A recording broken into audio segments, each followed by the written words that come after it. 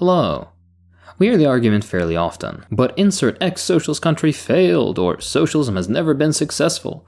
Honestly, it's a strange argument to make. Let's humor this probably real person in your life though. Firstly, how would they define socialism, or capitalism for that matter? Norway isn't socialist, for example. For ease, a capitalist country is one with private ownership of the means of production, meaning factories, land, capital, etc., market mechanisms as the major determining force in the economy, and wage labor. The prototypical example of this is the United States. A socialist country is one where private property is heavily restricted, if not outright abolished. We're not talking about personal property here. The means of production are collectively and democratically owned by society through cooperatives and the state. There is some form of a national economic plan, and market mechanisms are either subordinate to the plan or entirely suppressed. We're referring to the likes of Cuba, the USSR, etc. as socialist in this video, and no, that doesn't make them perfect or any other nonsense you may have just thought up. There's of course a lot more nuance to this discussion, but I'm trying to keep it brief. Without clear definitions, you can't have a conversation, so check out these two videos if you're interested in further details. Now, more importantly, how would one define success? Longevity, quality of life, military strength, economic performance, political and diplomatic influence, ceasing to exist or not, measuring up or not to world powers at the time, reductions of total human suffering, perhaps? The conversation becomes stale because the comparisons are never even-keeled. Relatively politically stable countries that suffered no major external restriction and benefited from centuries of colonial extraction, for example France, are compared to semi-feudal former colonies that had just won their independence in the grand scheme of things and were made to suffer for it by those same formerly colonial powers, for example Vietnam. By all of these criteria, this or that socialist country meet all of those previous expectations and in many cases far exceed them. On the flip side, many capitalist countries simply don't. The trick in this game, though, is to excuse or look over capitalism's failure at developing otherwise resource-rich countries. This is done through dedicated mechanisms of keeping them poor while enriching the imperial core, Western Europe, North America, etc. And even then, all those third world profits usually flow only to the already very wealthy top sectors of those countries in the imperial core. This delves into concepts of unequal exchange and value transference, a concept I'll touch on in another video. Let's actually get to comparing. We'll use the classic example. The USSR lasted 7 decades, despite starting off from a position as underdeveloped as India in the early 20th century. It was immediately besieged, sanctioned, diplomatically isolated and not given international recognition into the 30s, torn apart by a civil war and external invasion by over a dozen countries, overtaken by German invasion, World War II, in which it suffered far more than any other country in Europe, perpetually suffering from US and NATO attempts at destabilization afterwards, and plenty more. Already, a comparison without taking these factors into account is incredibly disingenuous. If we're going by quality of life, well, I made several videos on that. In short, socialist countries in general provided a higher quality of life for their population at the same level of economic development, meaning whatever capabilities a country may have, all things equal, socialism would provide better housing, healthcare, education, women's rights, cultural development, and so on than if the country were to be capitalist. You get some common objections to this point, but they all fall flat. Skewed data, old research, blah blah, etc., which I deal with in the above videos you just saw on screen. Moving on, the idea of military strength is silly to even mention, as the greatest, unfounded honestly, fear of the US was the USSR's military capability, which, although powerful, was used far less liberally than America's. In fact, the USSR had pleaded with the US to stop the arms race, frequently stating that whatever you develop, with neutron bomb development, the Star Wars program, etc. being prime examples. It was less an arms race in reality and more of a keeping up parity with a warmongering United States, which need I remind you has been at war 225 out of 243 years since 1776. Regardless, even military strength, a ridiculous yardstick that falls apart at further scrutiny, isn't valid for this analysis. Economic performance is also one of those things that goes without saying. The USSR started as a peasant backwater where wooden plows were being used, and within 3 decades had conquered the cosmos. They rose to such a high level that to this day people still unfairly compare it to the US, a country that had 2 centuries of development ahead of the USSR and started off in far better circumstances, also not forgetting the horror of the enslavement of one race and the genocide of another. Take a look at the book The Triumph of Evil. On top of this, the USSR had to endure the aforementioned brutal civil war, multiple invasions, sanctions, destruction brought about by the Germans as they destroyed everything they came across, etc., etc. This point cannot be understated, because it's always forgotten, and many times omitted intentionally from the conversation. Through all these trials, the Soviet Union not only recovered, but was competing with history's largest power, the United States, and even surpassing it in certain cases. Undoubtedly, had it not been illegally dissolved against the democratic will of the Soviet people, it may have even surpassed the US in our current age. The second rapidly rising superpower, this time of the 21st century, is the People's Republic of China, which could have never achieved its current level of development without Mao-era policies and accomplishments. In fact, China is expected to surpass the United States in just a few years, and will do this with a population more or less confident in their development and agreeing with the general direction their government is taking, at least a lot more than the US and other contemporary liberal states, along with a doubling of real income by the decade and more. That's not mentioning all the other examples that can be listed, from Cuba to Vietnam and beyond. Breaking the ties of neo-colonial dependence and resource extraction to benefit the actual population of those third world countries over the profits of people unfathomably wealthy and politically connected within the imperial core is the program of socialism, both historically as well as today. Most clearly of all, it showed in all of those countries, despite the sanctions and other hurdles artificially placed upon them. Honestly, it should go without saying, but if socialism will fail on its own inevitably, why does the US spend so many billions to sabotage, invade, bomb, sanction, diplomatically isolate, and assassinate? For just one example, take a look at this video here. Back to the video in just a second. Let's hear from today's sponsor, Atlas VPN.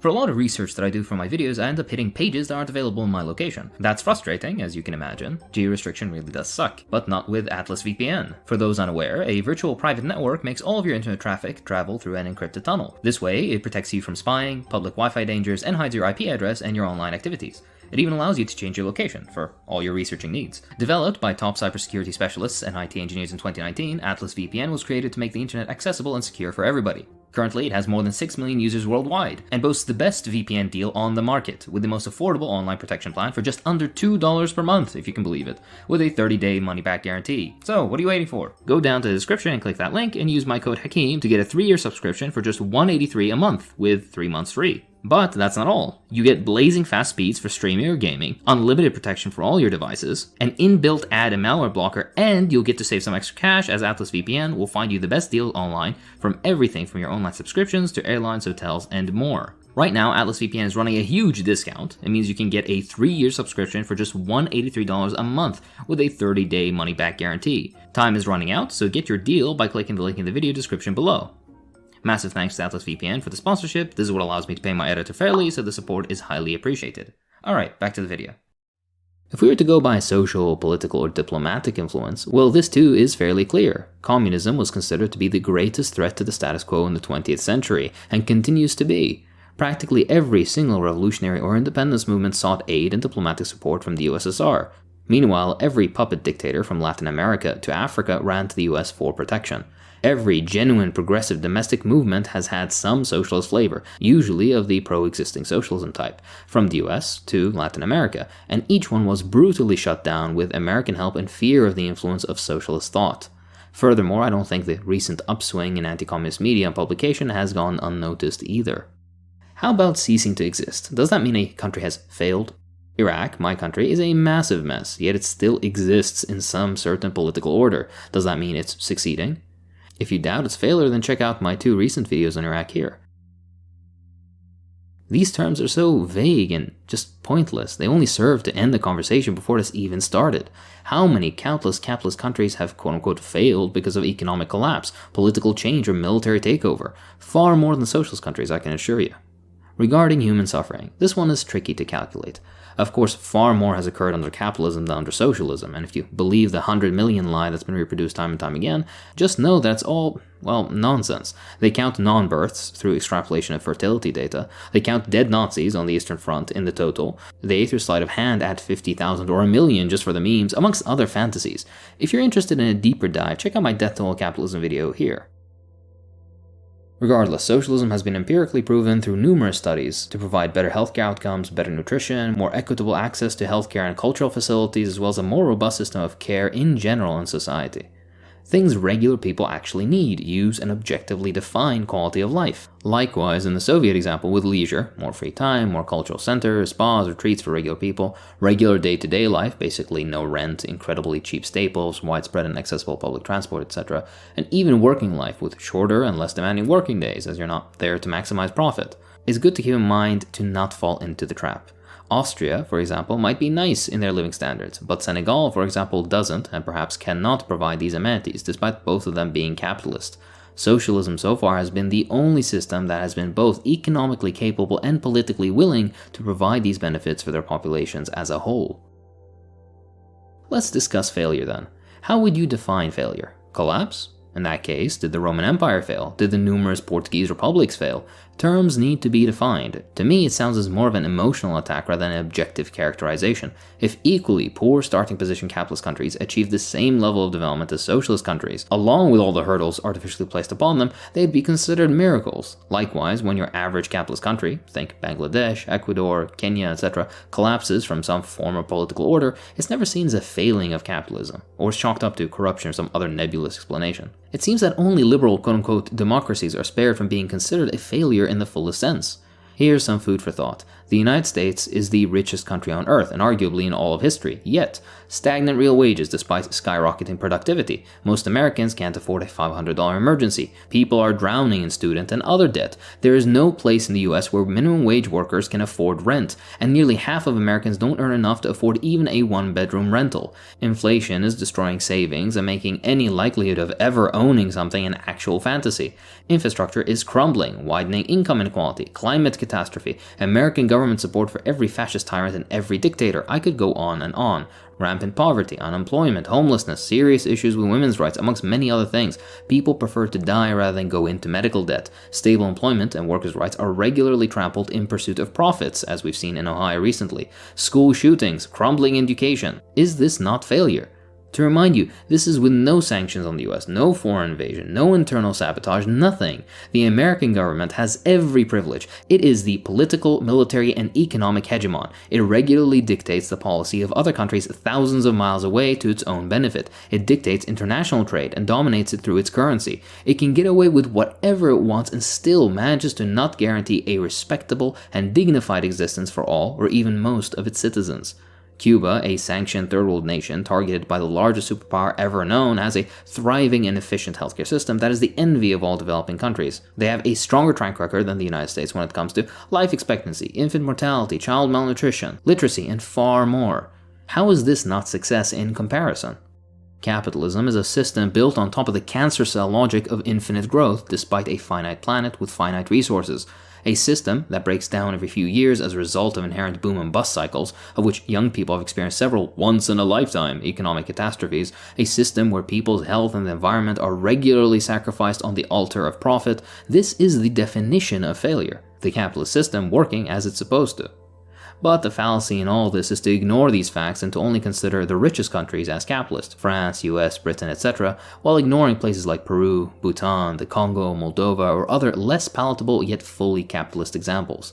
To use the Richard Wolff line, if you had a car or electrical grid system or even a roommate as unstable as capitalism, you would have left a long time ago. Again, I reiterate my earlier point.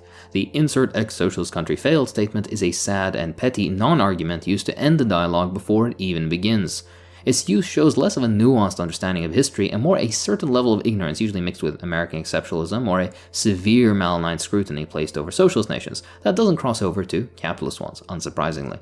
That honestly is the crux of the matter. The most minute negative of a socialist country is not only magnified, it's blown out of proportion or outright lied about. And the largest, most blatant positives are so heavily, and unfairly, and in many cases incorrectly, scrutinized as to diminish their accomplishments and trivialize their struggles. Meanwhile, capitalist countries, usually wealthy Western ones, get a pass. I'll give you an example. The East German secret police, the Stasi, is spoken of in ill terms to this day, hilariously by Americans who live in practically bugged houses, with numerous public and private agencies spying on their every word, move, and of course, purchase.